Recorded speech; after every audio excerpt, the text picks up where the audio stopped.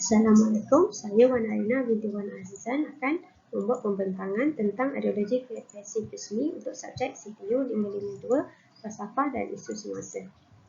Ideologi merujuk kepada sistem kepercayaan yang menyokong sesebuah institusi sosial dan masyarakat tertentu mengikut kesesuaian. Ia merupakan sistem kepercayaan yang objektif dan tidak mudah untuk diubah suai. Salah satu ideologi adalah pesimisme. Dari sudut etimologi, pesimisme berasal daripada perkataan Latin iaitu peacemaking. Pesi bermaksud peace dan picus bermaksud making. Menurut terminologi Kamus Dewan Bahasa Pula, pesimisme ialah fahaman, prinsip atau aliran yang menekankan bahawa sebarang bentuk keganasan atau peperangan tidak wajar terjadi dan mestilah dielakkan melalui penyelesaian secara aman. Pada mulanya, fahaman ini dianggap hanya untuk tanpa kekerasan secara purata. Bila bercakap tentang tanpa kekerasan, seseorang mungkin merujuk kepada kebajikan ataupun kepercayaan seseorang. Tetapi, menurut teori Little 1995, fahaman pesimisme dianggap sebagai alasan moral atau keagamaan. Mengapa dan bila kekerasan harus digunakan dengan menetapkan tindakan tanpa kekerasan sebagai sesuatu prinsip. Ia juga disokong oleh Robert L. Holmes, ahli falsafah yang terkenal yang menyokong konsep tanpa kekerasan dan perang. Tetapi bagi Holmes, pesimisme hanya merujuk spesifik perspektif di mana ianya hanya ideologi tanpa peperangan, manakala tanpa kekerasan adalah ideologi yang lebih luas. Holmes juga mengaku ideologi pesimisme tidak sesuai untuk digunakan di seluruh pelosok dunia dan ini berkaitan dengan pemahamannya bahawa anti kekerasan adalah lebih kepada gaya hidup dengan tradisi etika. Tokoh pasifis utama yang pertama adalah Siddhartha Gautama, pengasas agama Buddha yang melanggar tradisi kasta pejuangnya di India sekitar tahun 400 hingga 600 sebelum Masihi, di mana ia mengajar pengikutnya salah untuk menanggung dosa orang yang menderita kesan dari peperangan. Beliau adalah anak kepada ketua kasta pahlawan Sakya dan dikenali sebagai Siddhartha pada masa mudanya. Gautama Buddha adalah seorang ahli fikir dari India yang lahir di Kapilavastu yang kini terletak di negara Nepal. Panggilan Gautama Buddha sebenarnya merupakan kombinasi nama keluarganya Gautama dengan perkataan Buddha iaitu orang yang telah mencapai penerangan sempurna. Matlamat utama ialah pencapaian tahap nirvana yang dicapai melalui 8 jalan mulia atau juga dikenali sebagai jalan kesederhanaan. Dengan itu, seseorang itu dikatakan bebas dari getaran kesengsaraan dan kelahiran semula. Salah satu Raja India Buddha pertama yang agung, Raja Ashoka, melepaskan perang penaklukan kerana kepercayaannya pada ideologi pesimisme ataupun tanpa kekerasan. Raja Ashoka yang hidup beberapa ratus tahun setelah Buddha dianggap sebagai Raja Buddha terhebat, baik dari segi pengaruhnya dan dalam pemahaman tentang Dhamma. Buddha juga menggalakkan tanpa kekerasan dengan berbagai cara. Dia mendorong pengikutnya untuk tidak berperang dan tidak menjual atau memperdagangkan senjata. Buddha menyatakan bahawa dalam perang baik yang menang ataupun yang dikalahkan akan menderita. Ashoka menyadari betapa dahsyatnya harga sebuah kemenangan perang dengan 100,000 terbunuh, beratus ribu orang terluka. Beliau merasa terkesan dan berdosa lalu membuat keputusan untuk menghentikan peperangan dan menjauhkan diri daripada sebarang bentuk keganasan dan perbuatan agresif. Justeru, beliau memeluk agama Buddha dan mempraktikkan nilai-nilai Dhamma yang menyuruh menjalankan kebenaran, kebajikan dan tanpa kekerasan.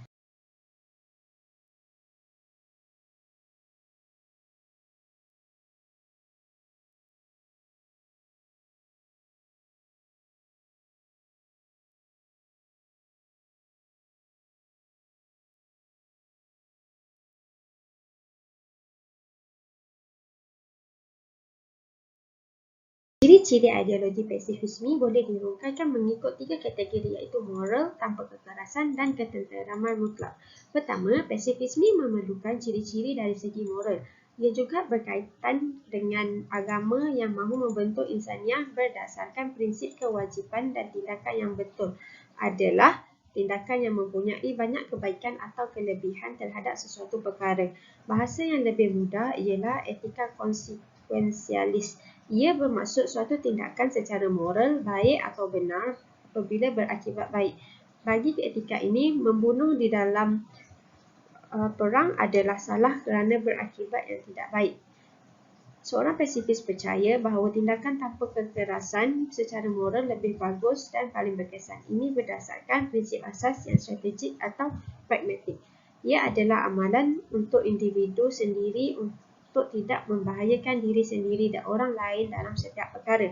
Ini berasal dari kepercayaan bahawa menyakiti orang, binatang atau apa-apa yang hidup di muka bumi tidak perlu untuk mencapai suatu hasil. Ketiga ialah ketenteraman mutlak seperti yang diperkenalkan oleh British Broadcasting Corporation sebagai orang yang percaya bahawa kehidupan manusia sangat berharga di mana manusia tidak boleh dibunuh atau dikorbankan dan perang tidak boleh dilakukan walaupun untuk mempertahankan diri. Prinsip ini digambarkan sukar dipatuhi secara konsisten kerana keganasan tidak tersedia sebagai alat untuk membantu seseorang yang dicederakan atau dibunuh. Lebih jauh diklaim bahawa seorang pasifis secara logik berpendapat bahawa kekerasan membawa kepada hasil yang tidak diingini daripada tanpa kekerasan.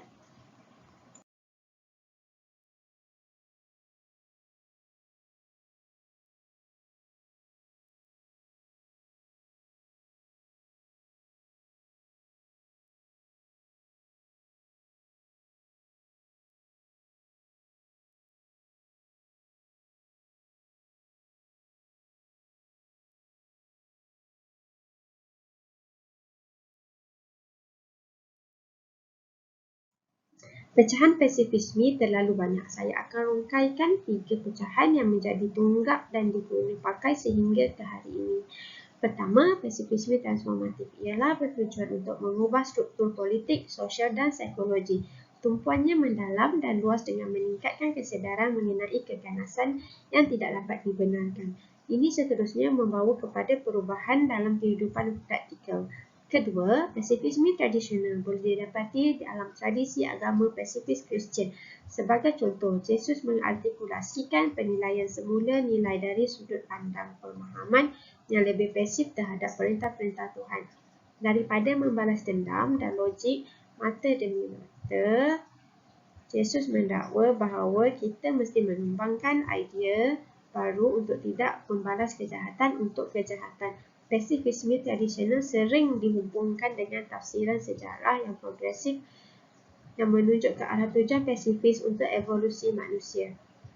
Ketiga, pasifisme total ataupun dikenali sebagai absolute pasifisme yang dipahami sebagai fahaman yang menganggap semua bentuk keganasan, perang atau pembunuhan adalah salah. Ia berpendapat semua hubungan sosial hendaklah dilakukan dalam bentuk aman dan tidak ganas.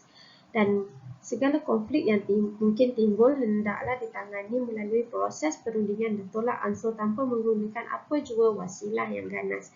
Ia menegaskan keamanan merupakan satu hakikat yang pada zatnya baik dan lebih sesuai bagi kebajikan manusia dari penggunaan apa jua bentuk keganasan dan kekerasan. Umumnya, pasifisme total diasaskan atas keyakinan akan adanya prinsip-prinsip moral yang kekal dan mutlak. Agama juga merupakan asas bersama. Agama Buddha khususnya mencela perang dan menyeru sikap tidak melawan beberapa aliran Kristian seperti Anabaptist, Quaker, Duhoba dan Mennonite telah menerima prinsip tidak melawan sebagai pendirian dan doktrin mutlak mereka. Atas sebab ini, pasifisme total juga dikenali sebagai prinsipal pasifisme sehingga ke hari ini. Salah satu matlamat dalam mempromosikan pendamaian adalah agama. Mengelakkan berlaku perang secara umumnya berdasarkan kepercayaan bahawa pengambilan nyawa manusia dengan sengaja. Agama-agama timur, terutama agama Buddha, mengeji perang dan menganjurkan penentangan. Terdapat juga unsur pasifistik yang kuat dalam agama Yahudi dan Kristian. Khutbah mempunyai unsur nasihat yang kuat untuk ke arah perdamaian. Gereja pada umumnya menyuarakan penolakan terhadap perang seperti pengecualian Perang Salib yang terkenal pada abad pertengahan. Gencatan senjata adalah hasil usaha gereja untuk menghentikan peperangan persendirian.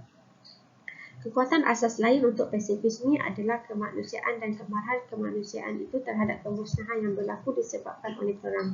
Faktor ekonomi juga berperanan dalam hujah pasifis Pasifik mengutuk segala bentuk kemusnahan dan pembaziran perang ekonomi yang mereka akui dapat dielakkan.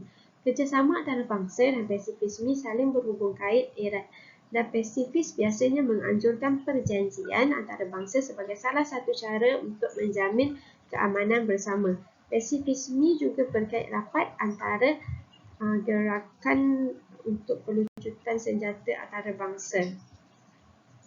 Tokoh barat yang berpengaruh di dalam ideologi pasifisme ialah Frank Kellogg, atau nama penuhnya Frank Billings Kellogg, dianugerahkan Nobel Prize kerana telah menjadi salah satu pendukung utama dalam perjanjian Bryan-Kellogg tahun 1928. Hampir semua negara di dunia menandatangani perjanjian ini yang telah melarang perang kecerobohan. Cadangan asal perjanjian datang dari Menteri Luar Negeri Perancis dan pemenang Nobel Prize Aristide Briand. Dia telah memohon perjanjian Perancis-Amerika yang akan menjaga keamanan Perancis dari revanshisme Jerman setelah kekalahan Jerman dalam Perang Dunia I. Amerika Syarikat tidak menunjukkan sebarang minat menyebabkan Kellogg mengusulkan perjanjian yang lebih luas tetapi dalam konteks yang lebih longgar. Di samping itu, dia menuntut pengecualian untuk menghindari bahaya terhadap kepentingan Amerika Syarikat di benua Amerika. Justru itu menyebabkan perselisihan dalam jawatan kuasa Nobel sehingga majoriti besar memutuskan untuk menganugerahkan Kellogg the Peace Prize. Tokoh Islam yang berpengaruh di dalam ideologi pasifisme pula ialah Abdul Ghaffar Khan. Beliau dikenali sebagai nasionalis Pakhtun ataupun Afghan anti-Pakistan.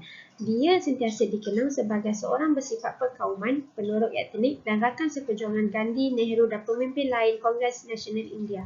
Malangnya, dia sering digelar sebagai pengkhianat kerana menentang penciptaan Pakistan dan kemudian didakwa berusaha untuk melemahkan kedudukan demokratik persekutuannya. Ironisnya, di kalangan nasionalis Afghanistan, dia sentiasa dikenang sebagai tanda perjuangan untuk sesebuah negara Pakhtun yang merdeka yang dituntut olehnya pada saat persidangan pada tahun 1947. Ramai di antara pengikutnya memberi gelaran Frontier Gandhi kepadanya oleh Kongres pada hari sebelum pembahagian India-Pakistan dilaksanakan. Sebahagian besar cendekiawan berpegang teguh pada pandangan tradisionalis mengenai usaha dan peranannya dalam tempoh sebelum dan sesudah pembahagian. Sejak awal kemunculannya sebagai pemimpin terkenal, Khan adalah seorang pasifis dan humanis seumur hidup. Kejayaan dalam menentang tidak selalu dan hanya bergantung pada kekuatan hujah, tetapi kadang-kadang pada keadaan yang baik. Dengan itu, ada yang mencadangkan kebanyakannya mencirikan kemenangan dan sedikit melemahkan ideologi pasifis. Perkhidmatan wajib tentera pada abad yang lalu menimbulkan keberatan tinggi terhadap keganasan. Ini seterusnya menyebabkan perbezaan secara tidak langsung antara doktrin absolutis dan conscientious kerana kedua-dua kumpulan menentang ketenteraan wajib. Sebagai contoh, dalam Perang Dunia I di Eropah, terutamanya di UK, keberanian amat diperlukan untuk tidak bersetuju dengan pengambilan anggota tentera. Banyak yang mengalami stigma kerana enggan berperang dalam perang kerana kesedaran tentang moral. Kesedaran ini telah ditentukan bahawa perang dan keganasan bukanlah jalan yang tepat untuk maju, dan selain dari mereka, beberapa orang pasifis juga turut sama menentang ketenteraan dan peperangan. Pendukung kebebasan sivil dan kebebasan individu, nilai ini dianggap amat dihormati di Britain. Absolutis, kebanyakan dari mereka adalah pendamai, percaya bahawa sebarang bentuk penyokong usaha perang dan pada kesan menyokong amalan tidak bermoral adalah wajib. Tindak balas agresif beserta kekerasan hendaklah ditolak walaupun apabila berhadapan dengan lawan yang agresif. Oleh itu, aksi mempertahankan diri pun hendaklah dilakukan dengan wasilah yang tidak ganas.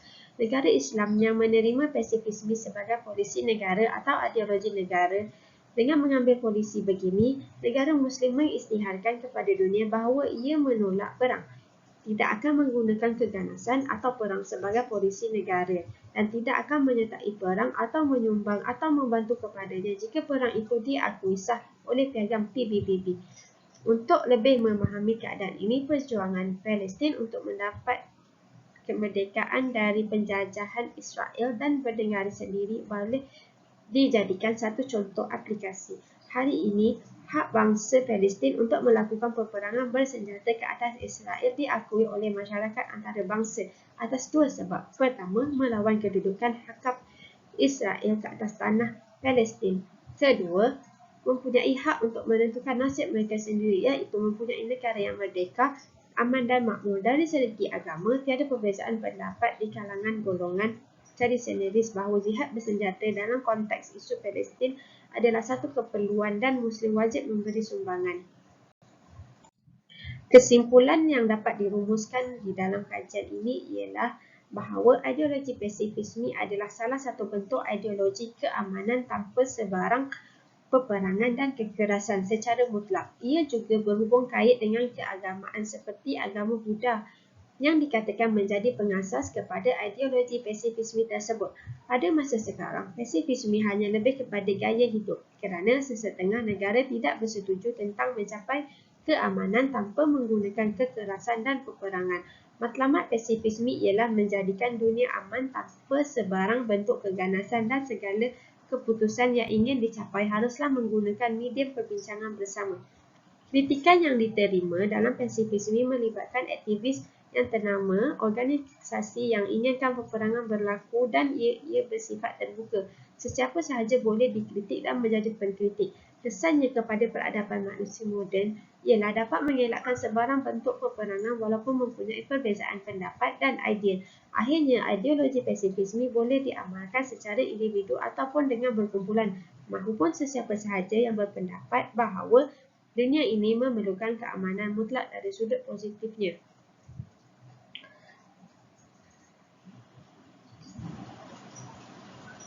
Dalam kes ini, negara Islam pasifisme tidak semestinya membantu perjuangan Palestin dalam mengelakkan penyertaan konflik bersenjata secara militeri, tetapi ia berlaku di dalam sumbangan dalam bidang bukan tertera seperti menyokong segala-galanya, usaha diplomatik dan bantuan kemanusiaan. Peperangan ketenteraan pula hanya diserahkan kepada bangsa Palestin itu sendiri dan sumbangan negara-negara Islam yang lain. Di sini saya masukkan sedikit mengenai ulasan artikel saya yang telah saya pilih, iaitu artikel mengharmonikan Islam dan pasifisme. Satu pendekatan tradisionalis yang ditulis oleh Dr. Muhammad Hanif bin Hassan berkisah tentang ideologi pasifisme yang boleh diguna pakai di dalam Islam. Walaupun Islam mempunyai konsep jihad fisabilillah, tetapi dalam fahaman pasifisme terdapat banyak cabang ataupun pecahan. Salah satunya adalah total pasifisme, di mana ia adalah pengharaman perang secara total dan tidak selari dengan ajaran Islam. Kerana di dalam Islam mewajibkan Muslim untuk melakukan jihad jika menghadapi ancaman nyawa, harta, benda atau wilayah sekalipun. Dengan latar belakang pendidikannya yang Islamis dan sekular, Muhammad Hanif Hassan memiliki ilmu pengetahuan yang luas serta karier yang kukuh di arena ilmu pengetahuan. Hal ini menempatkan Muhammad Hanif Hassan memiliki sisi positif untuk menyebarkan ilmu dan mendidik kesalahfahaman masyarakat dalam beragama. Di dalam artikel ini, penulis bersetuju bahawa pasifisme dapat digunakan di dalam agama Islam dan membenarkan Muslim menjadi seorang pasifis tanpa risau akan jatuh ke dalam ajaran yang haram. Ada sebuah ayat dalam Al-Quran, surah Al-Anfal ayat 61 yang memerintahkan umat Islam. Dan jika mereka, pihak musuh, cenderung kepada perdamaian, maka engkau juga hendaklah cenderung kepadanya serta bertawakallah kepada Allah. Sesungguhnya ia maha mendengar lagi maha mengetahui. Secara keseluruhan, saya dapat simpulkan bahawa jika seseorang Muslim merasakan perlibatannya dalam situasi yang mengakibatkan kemusnahan dan memusnahkan agama, maka dia mempunyai hak untuk tidak menggunakan keganasan untuk menjaga syariat sebagai seorang Muslim. Ini dapat disimpulkan hak Muslim untuk menjadi pasifis adalah hak sebagai individu, kerana menurut pandangan beberapa ulama bahawa hukum asas yang berkaitan dengan jihad hanyalah harus atau sunat sahaja, walaupun ini bukan kepercayaan umum. Ini adalah rujukan saya untuk pasifisme dan sedikit rujukan untuk ulasan artikel. Sekian, terima kasih. Assalamualaikum.